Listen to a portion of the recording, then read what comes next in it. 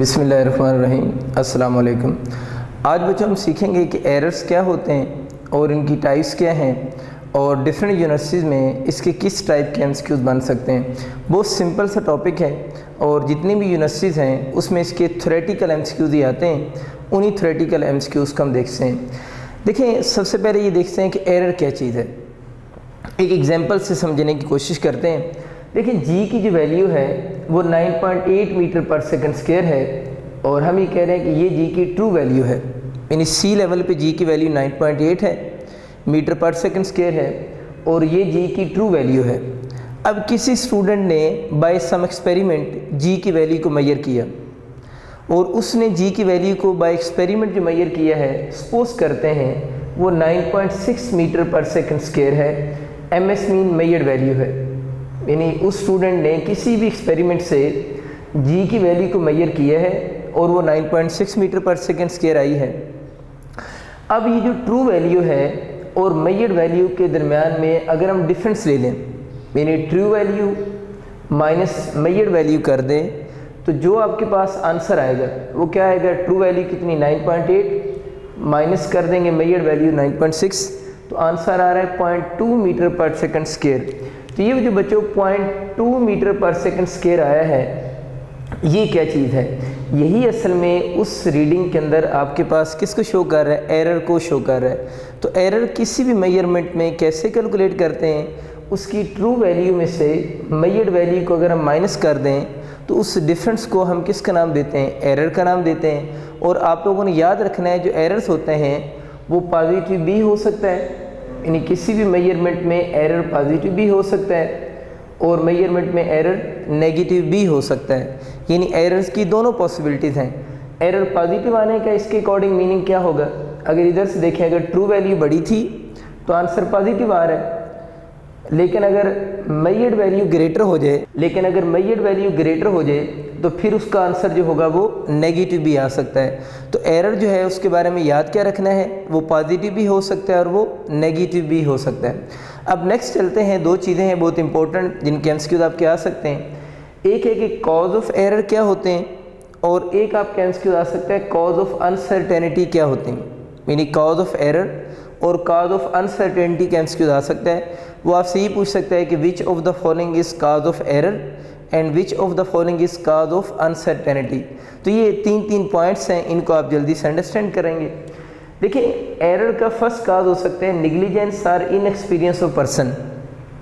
यानी एक पर्सन है, उसने निगलिजेंस शो की है, या वो जो पर्सन है जो एक्सपेरिमेंट कर रहा है वो इनएक्सपीरियंस है, उसकी वजह से उसकी ट्रू वैल्यू और मेजर्ड वैल्यू के आंसर जो है वो मैच नहीं कर रहे और एरर का जो आंसर है वो नॉट इक्वल टू 0 आ रहा है। अगर वो वाला जो इनइक्वालिटी है या जो एरर है वो पर्सन के इनएक्सपीरियंस होने की वजह से आए, मीन उस पर्सन को वो इंस्ट्रूमेंट यूज़ करना ही नहीं आता, यानी पर्सन जो है उसको निगलिजेंस शो की है, या वो इनएक्सपीरियंस मीन को वो अगर वर्नियर कैलिपर है वो उसको यूज़ करना ही नहीं आता सही तरह, तो उससे आंसर में वेरिएशन आएगी।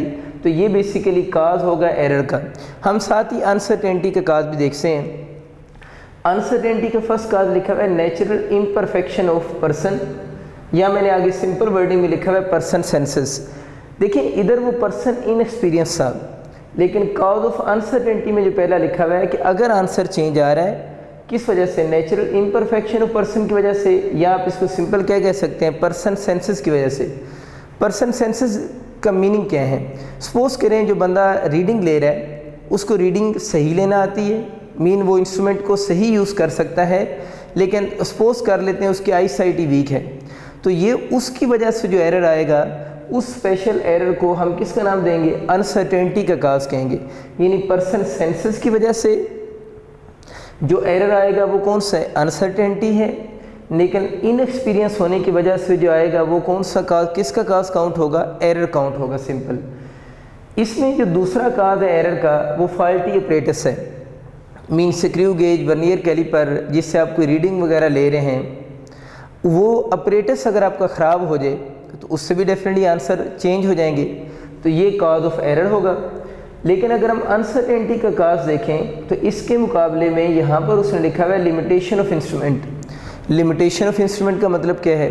देखिए, सपोज करें आपको ये टास्क दिया गया है कि आप अपने हेयर की थिकनेस को, हेयर बहुत थिन होता है, हेयर की थिकनेस को, थिकनेस की बात हो रही, लेंथ नहीं, हेयर की थिकनेस को मीटर रॉड से मेजर करें। तो आप ज़रा खुद सोचो, मीटर रॉड पे जो मिनिमम डिवीजन है वो तो 0.1 सेंटीमीटर की है, तो हेयर की थिकनेस तो 0.1 सेंटीमीटर से मच मोर लेस होती है। तो हेयर की थिकनेस को अगर आप मीटर रॉड से मेजर करना चाहेंगे तो वो आंसर रॉन्ग आएगा। तो ये आंसर किस वजह से रॉन्ग आ रहा है? इंस्ट्रूमेंट ख़राब है या लिमिटेशन ऑफ इंस्ट्रूमेंट है? तो इस चीज़ को हम बच्चे कहेंगे कि ये बेसिकली लिमिटेशन ऑफ इंस्ट्रूमेंट है। जो मीटर रॉड है वो हेयर की थिकनेस को मेजर ही नहीं कर सकता क्योंकि उसके ऊपर इतनी स्मॉलर डिवीजन अवेलेबल नहीं है। तीसरा देखते हैं, इसमें इसने लिखा है इनअप्रोप्रिएट मेथड और टेक्निक, यानी जो पर्सन रीडिंग ले रहा है अगर उसने मेथड या टेक्निक यूज़ सही नहीं की तो उससे भी आंसर रॉन्ग आएगा। इनअप्रोप्रिएट मेथड या टेक्निक के मीनिंग क्या है, इसको आप इस डायग्राम से समझें। देखिए सपोज करें यहाँ से उस पर्सन ने रीडिंग लेनी इस पॉइंट की, एक पर्सन इस जगह से उसकी रीडिंग देख रहा है, रीडिंग ले रहा है, एक पर्सन यहाँ से इस रीडिंग को नोट कर रहा है और एक पर्सन बिल्कुल यहाँ से इस रीडिंग को नोट कर रहा है। तो आप लोगों ने याद रखना है कि इस पॉइंट की रीडिंग को ये वाला पर्सन सही नोट कर सकेगा, लेकिन जो पर्सन यहाँ से इसकी रीडिंग को नोट करेगा उसका आंसर भी रॉन्ग होगा, और जो पर्सन यहाँ से इस रीडिंग को नोट करेगा उसका आंसर भी रॉन्ग होगा। मीन इस रीडिंग को नोट करने के लिए ये वाली पोजीशन बेस्ट है जहाँ से एक्यूरेट आंसर आएंगे, लेकिन जो पर्सन यहाँ से रीडिंग ले रहे हैं हम उनके बारे में कह सकते हैं कि वो इनअप्रोप्रिएट मेथड और टेक्निक यूज़ कर रहे हैं, तो उनके आंसर फिर आपके रॉन्ग आएंगे। तो ये कॉज ऑफ एरर था। इसी के साथ अनसर्टेनिटी का काज देखते हैं, इसका काज है इन्वायरमेंटल चेंजेस। इन्वायरमेंटल चेंजेस में ये आप क्या ले सकते हैं, इन्वायरमेंटल चेंजेस का सबसे फेमस काज जो है वो टेम्परेचर है। कि सपोज करें आप लोग किसी चीज़ की लेंथ बिल्कुल एक्यूरेट मेजर करना चाह रहे हैं, लेकिन इन्वायरमेंटल चेंजेस यानी टेम्परेचर की वजह से, एक इन्वायरमेंटल काज टेम्परेचर बता रहा हूँ, इसमें ह्यूमिडिटी भी आ सकती है, टेम्परेचर भी आ सकता है, there are so many other causes. तो इन्वायरमेंटल चेंजेस की वजह से भी आपकी जो मेजरमेंट है वो स्लाइड क्या हो सकती है, चेंज हो सकती है। तो अगर इन्वायरमेंटल चेंजेस की वजह से मेजरमेंट चेंज होगी तो ये भी बेसिकली काज काउंट होगा किसका, अनसर्टेनिटी का। तो अब बच्चों एमसीक्यू आपका क्या आएगा, वो आप स्टेटमेंट लेट से ये है कि which of the following is cause of uncertainty. तो आप लोगों ने याद रखना है कि 6 ऑप्शन में से ये जो 3 हैं ये काज ऑफ अनसर्टेनिटी हैं और ये वाले काज ऑफ एरर हैं। तो आप इजीली इनमें से चूज़ कर सकते हैं कि एरर का काज कौन सा है और अनसर्टेनिटी का काज कौन सा बन रहा है। अब बच्चों हम बात करते हैं कि टाइप्स ऑफ एरर्स कितनी हैं। एरर की 3 टाइप्स हैं। पंजाब की बुक में उसने एरर की 2 टाइप्स लिखी हुई हैं। पहले जो पंजाब की बुक में है वो हम पढ़ लेते हैं 2 टाइप्स, और फिर जो 3rd टाइप बन सकती है उसकी भी हम बात कर लेंगे। तो एरर की अगर हम टाइप्स की बात करते हैं तो जो फर्स्ट टाइप है उसको हम नाम दे रहे होते हैं रैंडम एरर, यानी फर्स्ट टाइप जो है वो रैंडम एरर है। इसका अदर नेम के भी एमसीक्यूज आ सकते हैं। एक तो बच्चों आप लोगों ने याद रखना है कि रैंडम एरर का एक और नेम एक्सीडेंटल एरर भी होता है, और रैंडम एरर को स्टैटिस्टिकल एरर भी कहते हैं, यानी 2 इसके अदर नेम्स हैं। दोनों आपको याद होने चाहिए एमसीक्यूज के लिए, accidental error and statistical error. Random error होता क्या बेसिकली, देखिए आप लोगों ने मैट्रिक क्लास में भी सिंपल पेंडुलम का टाइम पीरियड मेजर किया था। अब जब हम सिंपल पेंडुलम का टाइम पीरियड मेजर कर रहे होते हैं तो आप लोगों को याद होगा कि हम डिफरेंट रीडिंग्स ले रहे होते हैं, और हर रीडिंग में इसका टाइम पीरियड का आंसर थोड़ा बहुत क्या आ रहा होता है, चेंज आ रहा होता है। कभी आंसर एक पर्टिकुलर वैल्यू से ज़्यादा हो जाता है और कभी उस पर्टिकुलर वैल्यू से आंसर कम भी हो रहा होता है। तो जो हम सिंपल पेंडुलम का टाइम पीरियड मेजर कर रहे हैं, और हम लोग जिसका टाइम पीरियड मेजर करते हैं हम लोग सेम रूम में मेजर करते हैं, और बार बार जब मेजरमेंट्स को हम रिपीट करते हैं तो आंसर हर दफ़ा थोड़ा बहुत क्या आ रहा होता है, चेंज आ रहा होता है। तो ऐसे एरर को हम किसका नाम देते हैं, रैंडम एरर का नाम देते हैं। इसकी डेफिनेशन भी मैंने आप लोगों के लिए लिखी है। इसमें लिखा है when repeated measurements of the quantity, यानी यहाँ पर आपका क्वांटिटी एग्जांपल में टाइम पीरियड है, हम इसकी मेजरमेंट्स को बार बार रिपीट कर रहे हैं, गिव डिफरेंट वैल्यूज़, और अगर आपको वो डिफरेंट वैल्यूज़ दे रहे हो अंडर सेम कंडीशंस, यानी आप लोगों ने कंडीशंस चेंज नहीं की, उसी पेंडुलम के टाइम पीरियड को आप अगेन मेजर कर रहे हैं और अगर आंसर चेंज आ रहा है तो ऐसे एरर को हम किसका नाम देंगे, रैंडम एरर का नाम देंगे। अब बच्चों बात ये कि रैंडम एरर किस वजह से आ रहा है, तो जो हमारी पंजाब की बुक है उसमें उसने इसका एक कॉज सिर्फ लिखा हुआ है, उसने लिखा हुआ है कि अननोन काज है। लेकिन जो केपी की और फेडरल की बुक्स हैं उसमें उसने लिखा हुआ है कि इसका काज चेंज इन टेम्परेचर भी हो सकता है और इसका काज ह्यूमिडिटी भी हो सकता है। अब अगर आपका एमसीक्यूज आता है कि कॉज ऑफ रैंडम एरर क्या है, कि रैंडम एरर किस वजह से है, तो बच्चों मैंने आपके लिए एमसीक्यूज बना दिया है कि अगर किसी भी यूनिवर्सिटी में एमसीक्यूज आ जाए तो अगर इसका ऑप्शन डेल्टा आपके पास अवेलेबल है तो फिर आप लोगों ने इसका ऑप्शन डेल्टा ही चूज़ करना है। लेकिन अगर ये सारे ऑप्शन अवेलेबल हों और डेल्टा ऑप्शन ना हो, यानी ऑल ऑफ अबव वाला ऑप्शन ना हो, तो फिर आप लोगों ने जो प्रेफर करना है वो किसको प्रेफर करना है, अननोन काज को प्रेफर करना है। तो बात याद रखनी है, किसी भी यूनिवर्सिटी में अगर ये सारे ऑप्शन लिखे हो और डेल्टा ऑप्शन हो, यानी चेंज इन टेम्परेचर भी हो, ह्यूमिडिटी भी हो और अननोन काज भी हो, तो फिर आप डेल्टा ऑप्शन चूज़ करेंगे अगर ऑल ऑफ अबव होगा। लेकिन किसी भी यूनिवर्सिटी में अगर ऑल ऑफ अबव का ऑप्शन नहीं है, इवन ये वाले भी ऑप्शन लिखे हुए हैं, इनमें फिर आप लोगों ने प्रेफर किसको करना है, अननोन कॉज को आप लोगों ने प्रेफर करना है। जिस तरह बच्चे मैंने बात की ना कि ये जो आपका रैंडम एरर होता है, जिस तरह हम टाइम पीरियड और सिंपल पेंडम की एग्जांपल से इस बात को समझ रहे हैं, तो ये कुछ मेजरमेंट्स में इसकी वैल्यू ज़्यादा हो जाती है ट्रू वैल्यू से और कुछ मेजरमेंट्स में इसकी वैल्यू ट्रू वैल्यू से कम भी हो रही होती है। मीन इसके अंदर कोई ऑर्डर एग्जिस्ट नहीं करता। इसलिए एक और एमसीक्यूज़ की लाइन याद रखनी है, ये जो रैंडम एरर है, this error effect measurements unequally, तो बहुत इंपॉर्टेंट एमसीक्यूज़ हैं।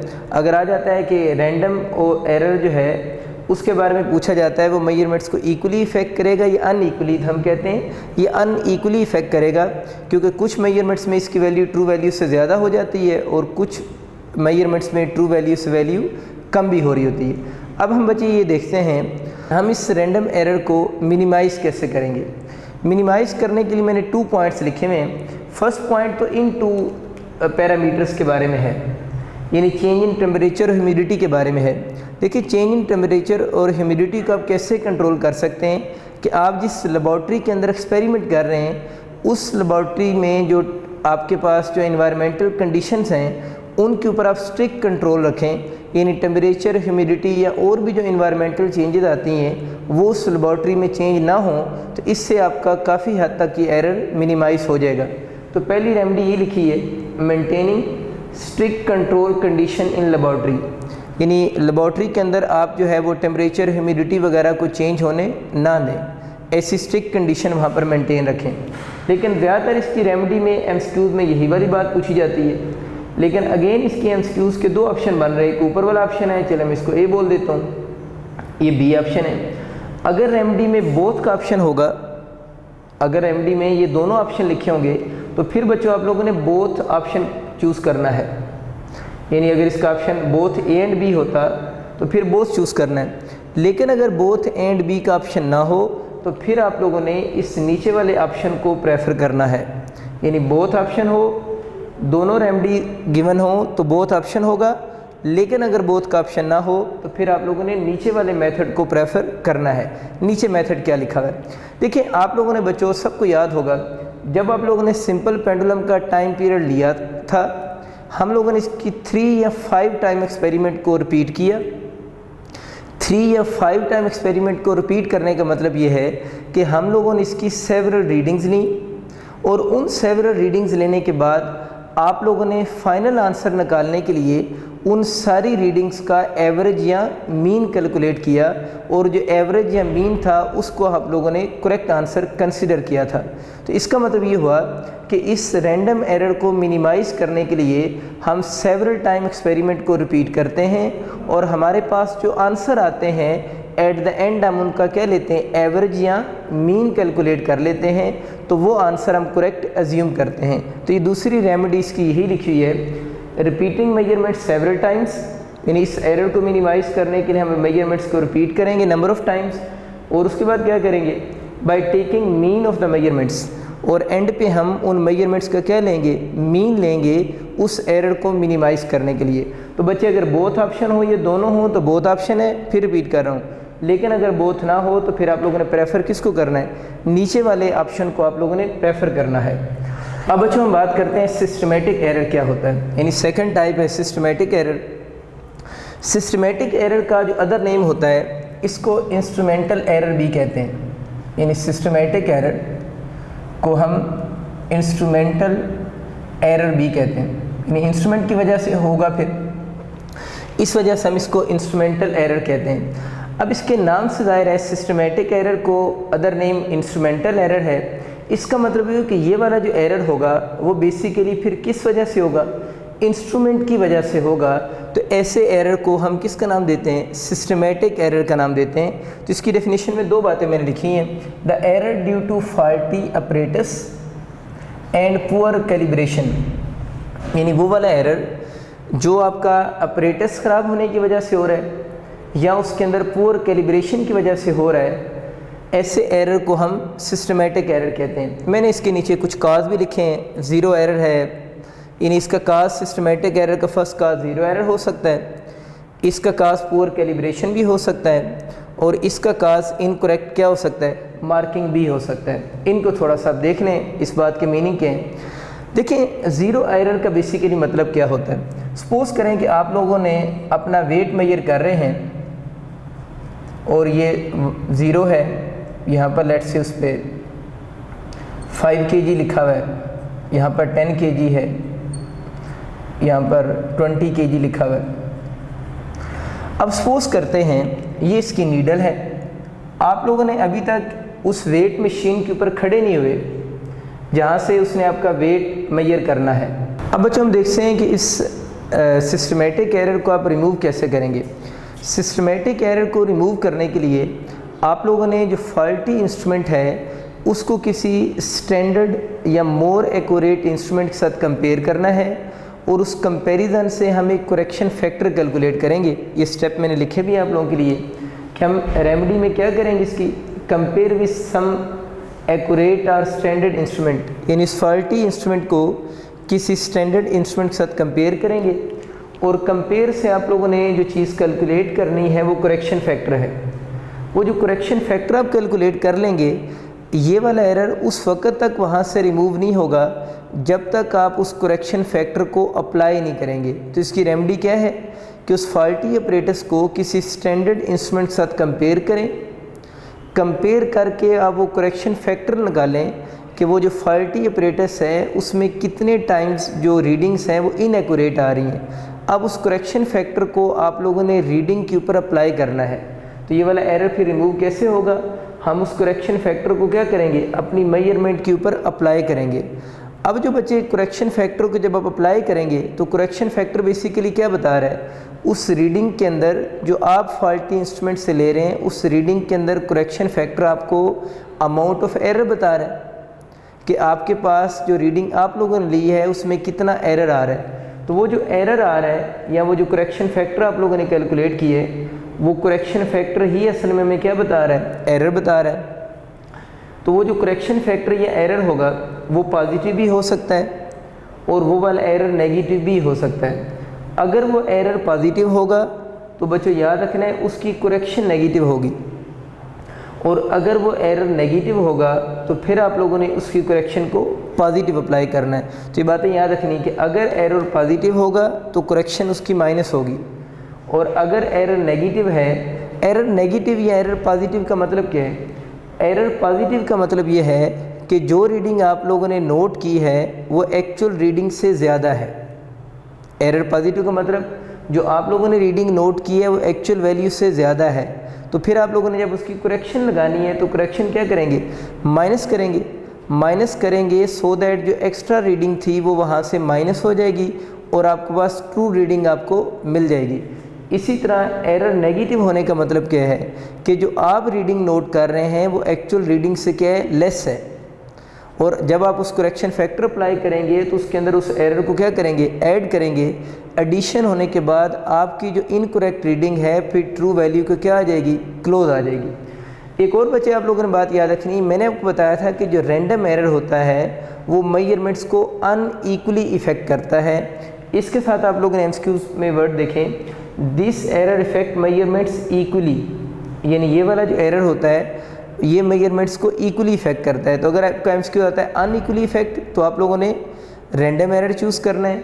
अगर इक्वली इफेक्ट की बात करेगा तो फिर आप लोगों ने कौन सा, सिस्टमेटिक एरर चूज़ करना है। मैंने एक और लाइन आपके लिए लिखी है सिस्टमेटिक एरर में, it occur due to definite rule, यानी सिस्टमेटिक एरर जो होता है वो डेफिनेट रूल की वजह से करता है।